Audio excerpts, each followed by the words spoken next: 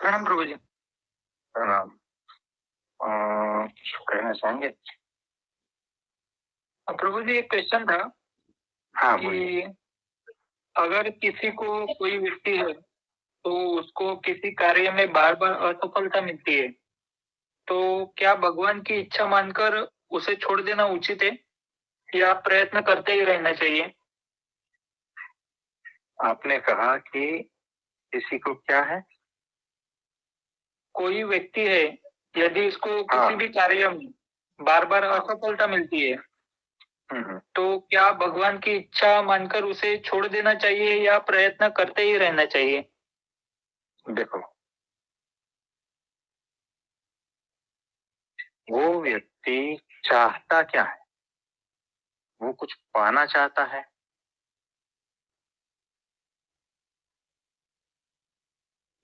तो जी। अगर देखो कैसा है, सांसारिक बात हो, भौतिक बात हो या आध्यात्मिक बात हो, अगर पाना है तो प्रयत्न करते रहना चाहिए। बार बार असफलता मिलने पर भी देखो कैसा है, तो उसके ऊपर सर्च करना चाहिए कि ये असफलता क्यों मिल रही है। क्या मेरी कोई लर्निंग में कमी है? क्या कौन से परिबळ जो है, कौन सा चीज है जिसकी वजह से मैं असफल हो रहा हूं, तो उसको सुधार करना है। आप समझे? जी। तो सुधार करते रहना है, प्रयत्न करते रहना है। अगर वो चीज बहुत ही इंपॉर्टेंट है तो उसके पीछे पड़ो। अगर ठीक है, चलता है, कोई प्रॉब्लम नहीं, तो कोई बात नहीं, तो फिर छोड़ दो, है ना? अच्छा। तो वैसा है कि अगर जीना मरने का प्रश्न है तो आप प्रयत्न चालू रखना है, फिर उसकी मर्जी।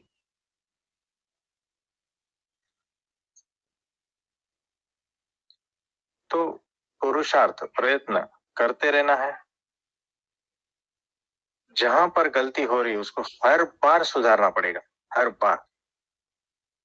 क्योंकि बार बार एक ही एक गलती बिना होश की तो बेवकूफी है। देखो, दारू पी के चलता है और रोज खंबे से टकराता है ना? वो रास्ते में वो खंबा थोड़ा बीच में पड़ता है तो रोज टकराता है, और वो कहता है कि मेरे रास्ते में ये अड़चन है, मतलब ये मुश्किल ही है, इसको मैं किस तरह से दूर करूं। अब उसको क्या कहोगे? तो उसे होश, ध्यान देना पड़ेगा। पहली बात, दारू छोड़ना है, होश में आना है, फिर देखना है कि मैं इससे टकरा रहा हूं या ये मुझसे टकरा रहा है ना? और फिर किस तरह से चलूं ताकि वही गलती दोबारा ना। तो गलतियां जो है ना, बेहोशी में होती रहती, same same mistake, same same, उससे हम सीखते नहीं। तो वहां पर होश पूर्वक सीखना और उसे सुधारना, तब जाके जो है चीजें ठीक हो पाती। तो देखो, हर गलती से सीख, हर असफलता से सीखना है। नहीं सीखेंगे तो वही असफलता वापस आएगी। यानी देखो कैसा है, मैराथन है, ये आपने वो देखा होगा, ओलंपिक्स। जी। है ना? तो वहां पर क्या,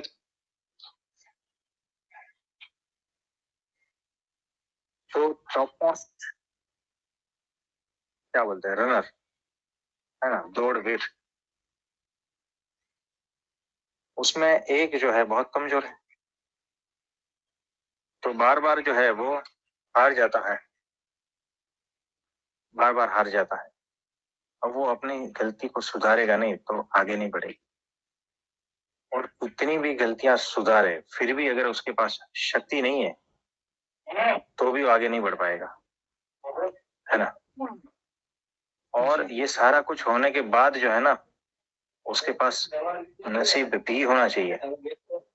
आप समझे? सब कुछ होने के बाद जो है ना, उनकी कृपा, नसीब यानी उनकी कृपा, वो भी होनी चाहिए, है ना? मतलब पीछे प्रारब्ध कुछ ऐसे होने चाहिए कि वो सफलता दिला दे। आपने देखा होगा कि देखो कुछ लोग ऐसे कुछ भी नहीं करते और बहुत सफलता दिखाते हैं ना। जी कंपटीशन रहती है 10 लोग की है, चाहे किसी भी फील्ड में हो, है ना। पैसे की फील्ड में हो, प्रतिष्ठा की फील्ड में हो, एग्जाम की फील्ड में हो, है ना, कहीं पर भी तो वहां पर जो है हमें ऐसा लगता है कि इसके भीतर कुछ भी नहीं है, मतलब इसका कोई मेहनत भी नहीं है और कुछ भी नहीं है, और फिर भी वो सफल हो जाता है। तो वहां प्योर नसीब है। आप समझे, किसी की नौकरी लगनी है, 10 लोग है, जो मेहनत करके आता है उसकी नहीं लगती है, और दूसरा लग जाता है, जिसका कुछ भी ये नहीं है, औकात भी नहीं है, तो भी लग जाता है, ये उसका नसीब है। तो यहाँ पर आप उससे कंपेयर नहीं कर सकते। नसीब की बात अलग होती है, मेहनत में आप कंपेयर कर सकते हो। बहुत सारे फैक्टर्स है सफलता के लिए, तो बहुत सारा फैक्टर को ध्यान में रख के आगे बढ़ना है ना। तो सबसे पहले तो ये है कि गलती कहाँ हो रही है, बार बार असफल हो रहा है, मतलब गलती कहीं ना कहीं है। तो 3-4 बार प्रयत्न करना है, अगर फिर भी हमें कुछ सूझता नहीं है कि इसमें और कहाँ सुधार करे, तो एक्सपर्ट का राय ले लेना, है ना। जी। तो ऐसा है। प्रभु जी, मतलब मेहनत करने के बावजूद भी यदि, और जो भी कुछ प्रॉब्लम्स है उसको सॉल्व करने के बाद भी यदि सफलता नहीं मिलती है, तो अ, भगवान की इच्छा मानकर छोड़ दे सकते हैं ना। हाँ, भगवान की इच्छा है, फिर जैसा है, फिर क्या प्रयत्न,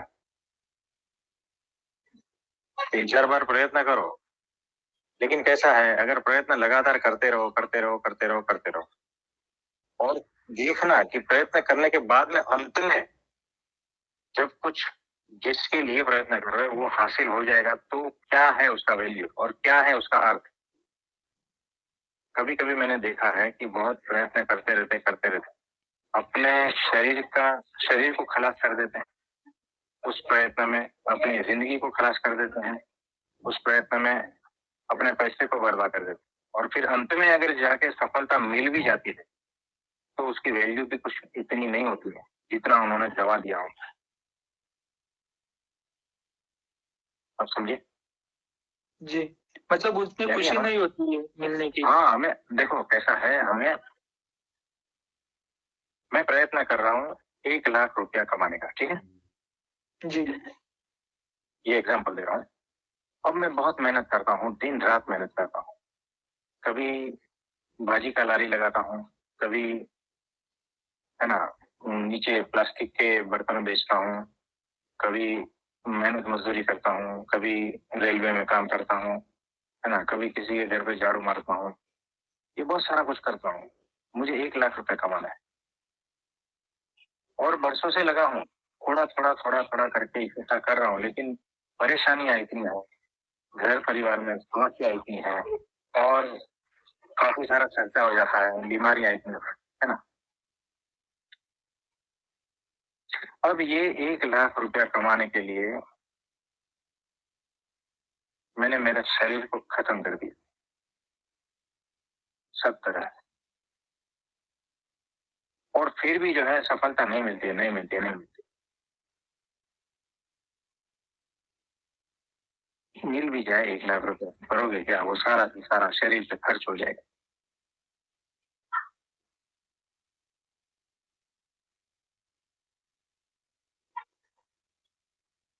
तो वहां 1 लाख रुपया नहीं पकड़ते, कोई पद पकड़ते हैं, कोई प्रतिष्ठा पकड़ते हैं, है ना, जी या ऐसा कुछ पकड़ते हैं, मतलब कुछ भी गोल है, मिल जाने के बाद में क्या, क्या वो उतना वैल्यू रखता है जितना मैंने गंवा दिया था। देखो मैंने देखा है, यहाँ से जमीन बेचकर अमेरिका जा रहे हैं, कनाडा जा रहे हैं, वहां पर जो है पढ़ाई करते हैं, बहुत सारा कुछ करते हैं, और फिर वहां पर जो है नौकरी नहीं मिलती, फिर वो वापस यहाँ पर आ जाते हैं। पाया क्या और घुमाया क्या, ये हिसाब तो रखना पड़ेगा ना।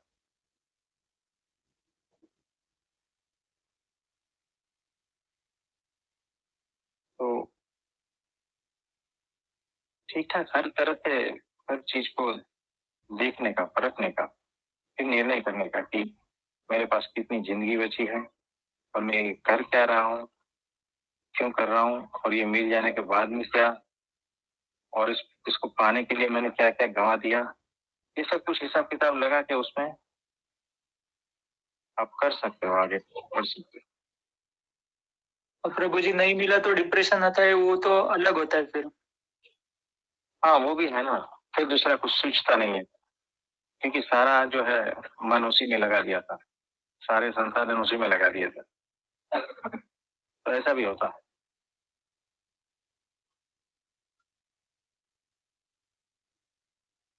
तो किसी भी चीज में जाने से पहले होश पूर्वक सोचना समझना है कि ये मैंने कदम उठाया है, इसके ये परिणाम होते हैं, क्या मैं इसको फेस करने के लिए रेडी हूँ, तो आगे बढ़ो, है ना। और एक बार आगे बढ़े तो फिर फेस करना ही है, फिर डरना नहीं है।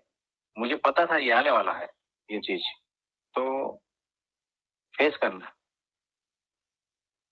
पीछे मुड़ नहीं सकते आप। तो ऐसा है।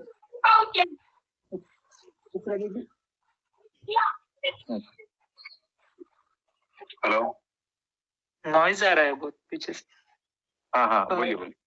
प्रभु जी, और इसमें ये भी है ना कि हम लोग जो ड्रीम के लिए इतना मेहनत कर रहे हैं और इतना अपना जिंदगी खराब कर रहे हैं, तो वो ड्रीम जब तक हम लोग जीवित है तब तक ही उसका यूज है, उसके बाद तो कुछ रहने वाला नहीं है। तो इसमें इतना एफर्ट्स लगाने के बजाय यदि हम लोग परब्रह्म परमात्मा को मिलने के लिए जी जान लगा दे, तो वो तो ज्यादा ही अच्छा सौदा रहेगा ना। हाँ तो बहुत बढ़िया है। देखो कैसा है, यहाँ इस संसार में अगर आपने कुछ भी पा लिया ना, तो भी कुछ भी नहीं पाया, इतना समझ लो। तो इस संसार में इतना ही प्रयत्न करना है जितने से जो है ना सिंपल रोटी कपड़ा मकान मिलता रहे, बस हो गया। आप समझे, उतना मेहनत करने का, और उतना तो जो है ना दे ही देता है। स्वामी नारायण भगवान ने खुद कहा है कि मेरा जो भक्त है ना, अपने गुरु से मांग लिया कि उसके नसीब में अगर भिक्षा पात्र लिखा है तो वो मुझे आ जाए, लेकिन मेरा जो भक्त है अन्न वस्त्र से कभी दुखी ना हो। अब इतना दे दिया है वरदान, है ना, जी तो फिर क्यों झंझट करने की। तो भूखे तो तुम रहोगे नहीं, तो उससे ज्यादा कुछ करोगे ना तो टेंशन फ्रस्ट्रेशन डिप्रेशन आएगा। तो सुख से भगवान को भजना, बस हो गया। आप समझे। जी प्रभु जी। तो ये ऐसा है। और अगर मेरे भक्त को एक बिच्छू काटने का पीड़ा होता है ना, यानी कि आपको कुछ दुख है ना, तो वो मुझे मेरे अनंत रोम में अनंत बिच्छू काटने का पीड़ा होती। यानी कि आपको अगर 1% दुख है तो भगवान को जो है ना अनंत % दुख है। आप समझे। जी तो ऐसा है, तो दुख उसको पता है क्योंकि हम उसे उसके आश्रित है।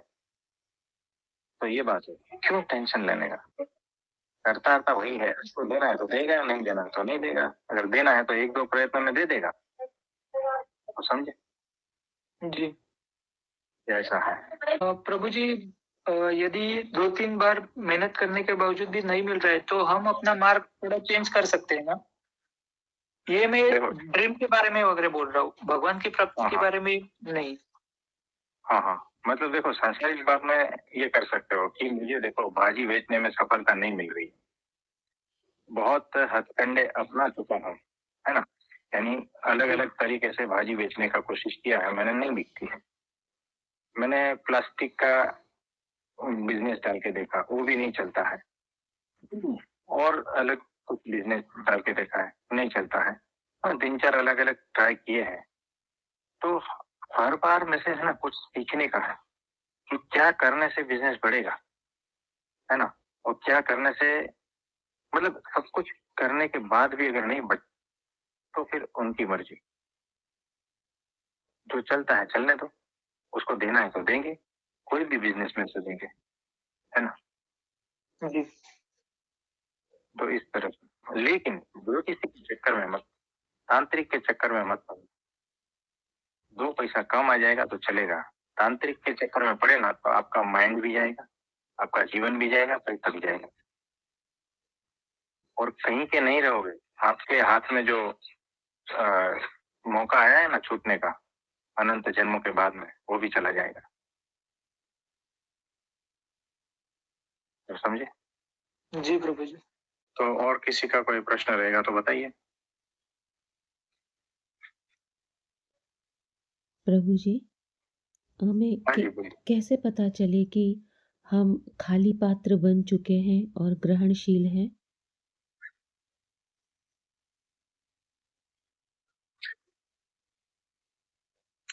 देखो किस बारे में बात कर रहे हो? भक्ति मार्ग पर ही प्रभु जी, कि हम खाली पात्र बन चुके हैं और ग्रहणशील हैं। देखो ये खुद खुद पता चलता ही जाएगा कि कितना हमारी ओर से चीजों के प्रति विरोध है। जितना विरोध उतना भरा अविरोध की अवस्था, यानी पूर्ण खालीपन। और जहाँ सहज समर्पण हो। देखो सहज समर्पण भी जो है ना, सहज समर्पण, यहाँ पर देखो किसके प्रति ऐसा होता है। तो सहज समर्पण में भी बहुत सारे प्रकार रहते हैं, तो किसके प्रति है वो भी देखना है।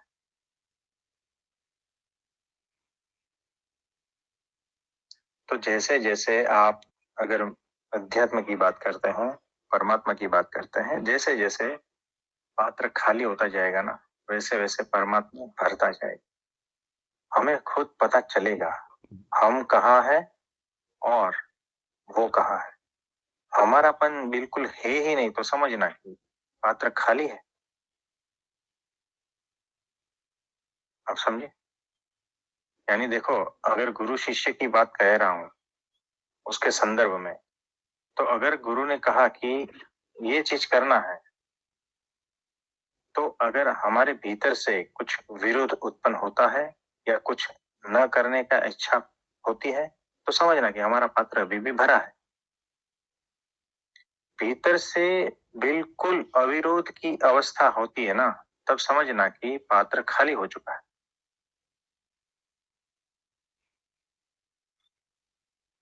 अब समझे? और ये जो है ना ये फैलता जाता है। पात्र खाली तो है लेकिन छोटा पात्र खाली है। बड़ा पात्र खाली होना और उससे भी बड़ा पात्र खाली होना, ये अलग अलग बातें हैं। यानी हम पर्टिकुलर चीज के प्रति तो खाली है,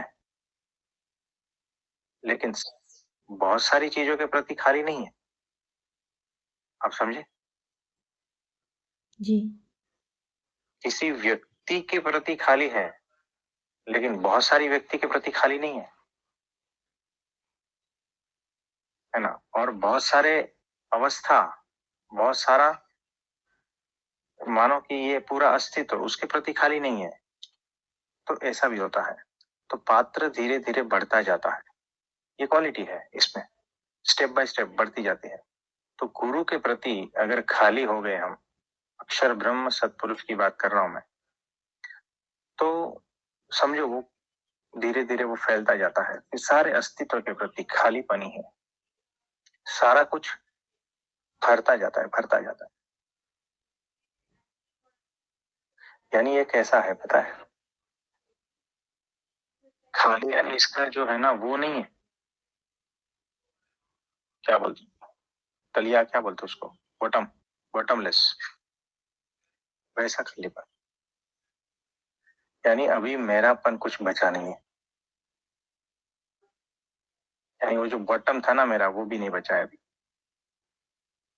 अब तो जो आए उसमें से आर पार चला जाए। यानी अब तो जो है ना, वो उसकी दीवार जो है ना पात्र की, उसकी भी जरूरत कहाँ पड़ी फिर। जब बॉटम ही नहीं है तो दीवार की जरूरत पड़ेगी क्या? वो भी जरूरी नहीं है, उतना खाली।